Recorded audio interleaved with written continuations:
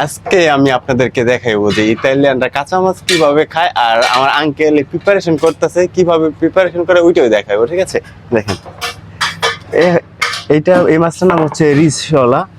দেখেন প্লেটটা সাজাইছে অনেক সুন্দরভাবে। এগুলা কিন্তু সবই কাঁচা।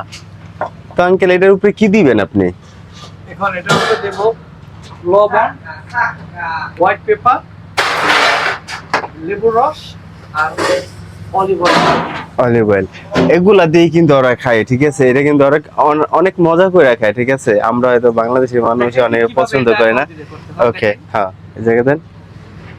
এটা হচ্ছে একটু মরিচের গুঁড়া, লবণ দিয়ে দিল। ওকে, আর হচ্ছে মরিচের গুঁড়া, মানে এটা হচ্ছে গোলমরিচ আর কি, গোলমরিচ দিয়ে দিল। আর এটা হচ্ছে এই যে লেবুর রসটা দিয়ে দিল উপর দিয়ে, দেখেন। আর এটা হচ্ছে অলিভা, মানে তেল দিয়ে দিল। তো এটা সুন্দরভাবে কন্দিরে করা হয়ে গেছে গা।